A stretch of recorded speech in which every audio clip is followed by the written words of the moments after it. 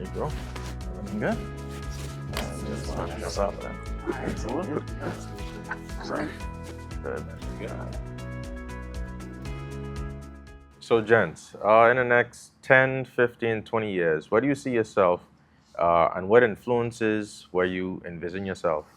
I want to be a maritime lawyer, so I believe I'll be a lawyer, probably running my own firm specializing in maritime law. And also, I want to probably be married or planning on getting married with the hopes of creating my own family. So I want to be financially free. I want to be able to create success, and not only success, but wealth for my family and to live a good life. So, for the younger gents, how often do you feel genuinely supported by family, by friends, by mentors? As a young guy, basically, I believe that society has it whereas young men, they don't deserve that type of attention. You have to be strong, you have to be a man, and I believe that that stigma, it should be swayed away because young men too do deserve a little bit of pampering. Men in this society, when they show emotion, it's considered weak in certain instances. As a young man, how do you give me advice to express my emotions without feeling emasculated? You were spot on with something just now, and I think that's what Man's Month is all about. You're talking about breaking the stigma, and you said it. You said it as we were young men growing up, or young boys. It was always toughen up, be a man. That's what being a man is all about. If somebody passes away, toughen up. That's part of life. Be a man. We were always taught no matter what happened, toughen up, be a man. And then the other thing is we're not able to like express our feelings. You know what I mean, Theodore? We are always enclosed. That's why even just in relationships in general, the two things that I always to say break up relationships, finances sometimes is one, and then not being able to communicate properly. So we don't have that emotional intelligence to really express our feelings, And that's important as a and that's person on the important. whole. I'll give you a joke. Like me, I'm not afraid to show my emotions, right? I had to talk to persons growing up. Like I said, I lost my mom at a very young age. I had trauma in my life, right? So I'm used to persons actually coming to give me advice. You shouldn't feel that way if you're in that position. And I like what you said earlier. You said that you can always go to your mom or your dad for advice, right? That's a safe space, right? You should feel comfortable around them any situation. So I think that you actually have a fair advantage over a lot of persons, and you should take advantage of that. You said that you appreciate that they always listen to you, so that's good. So I don't think as men we should feel dumbed down or feel less of a man because we showing our emotions and we actually showing our feelings because society may have it wrong. All of us need to be, have someone to talk to. But at the end of the day, we are humans. We are still humans, right? So you just have to learn how to manage that emotion, find someone to talk to. It's called emotional intelligence. Emotional But that's how you increase relationships. That's how you increase relationships by talking constantly with someone, even in a marriage or when you're dating. If you're not constantly speaking to that person, you open up the door for whatever may come. But you don't formulate a bond, and that's how we are in Scotiabank. To be honest, we believe in deepening relationships, by constant communication with our clients, and that's the only way that the bond is fostered, that trust is gained, and it's the same thing when it comes to relationships. By speaking with somebody daily, by being emotionally intelligent, taking off the mask or letting down your hair, and that's how you overcome challenges. Because you never know. By you speaking to me, I may be able to say, hey, I remember when I was starting off, when I was starting university or college, I experienced the same exact thing. And this is how I pushed through the wall. And I may be able to pass it on to you. And then you, when the time flips and you're sitting on the opposite side, you're able to pass that on to somebody else. Paying it forward, right? Paying it forward. Paying it forward, yeah. How important do you think it is to have a man's presence in the home, and what role does he play in that family? I believe it's crucial, it's extremely important because everything starts from home, and with only having a female or a mother in the home, there isn't really a balance. So the child now lacks the support from a father that only a father can give, and a mother can. I mean, she could play the father and the mother role, but really only a father know how to be a father. So with lacking that role, it poses as a high disadvantage for the individual, and we see that plague in our society today with the high crime rates and gang violence and all type of situations that could be avoided. Right. And by extension, right? I mean, you may not necessarily have a father in your home, but some male figure, right? Yeah. Some older mentor, some person to actually guide you along the way.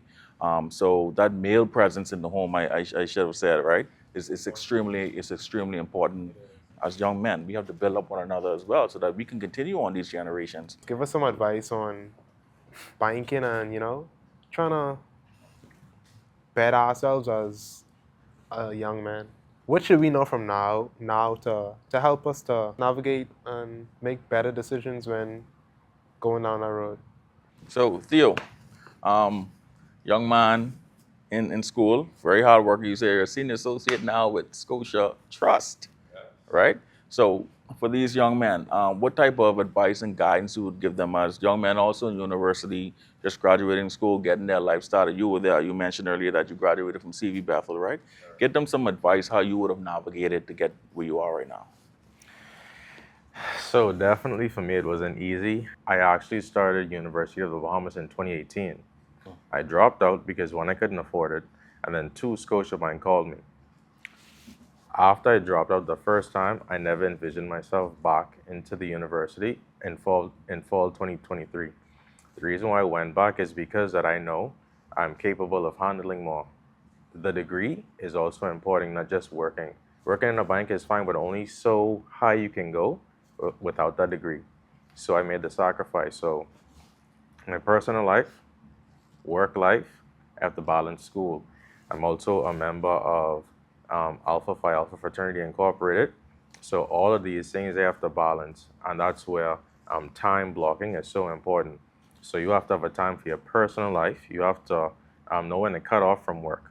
So as Lavon said, work is important because it brings in the money. The money is needed. The money is good, but you have to block off and only allocate so much time to work, to school, to personal life because you have to juggle everything, right? And if you pay attention to one thing for so long, everything else suffer. So you have to find that median, whereas you can give peace to every aspect of your life, and keep it pushing.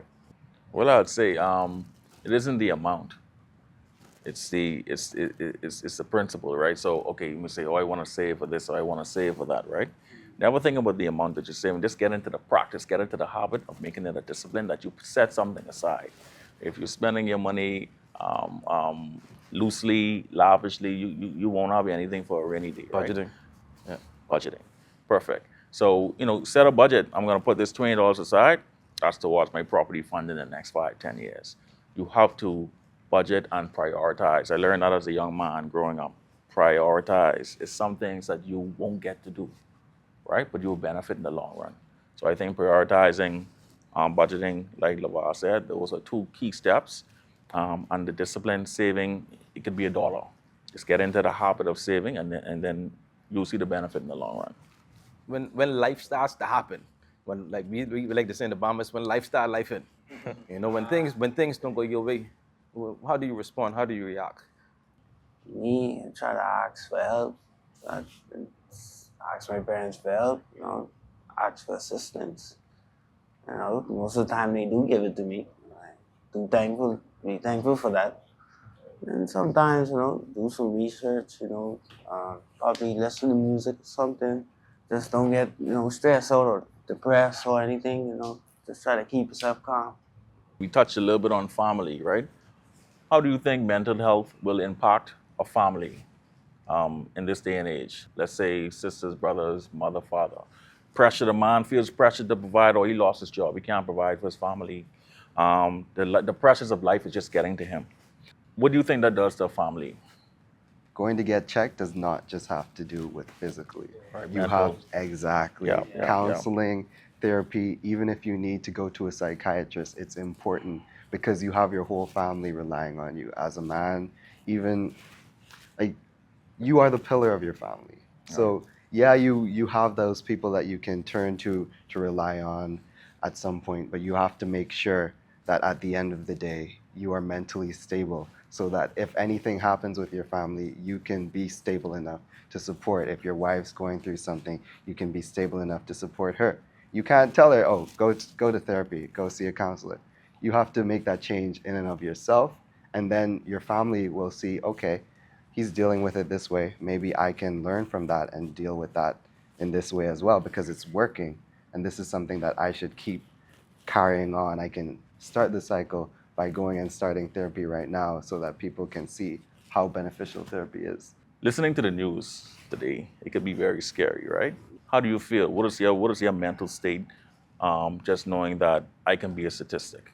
It honestly hurts, like seeing the young men of this generation, like we're so likely to be caught up in either violence or just an accident. Something's happening to us all the time.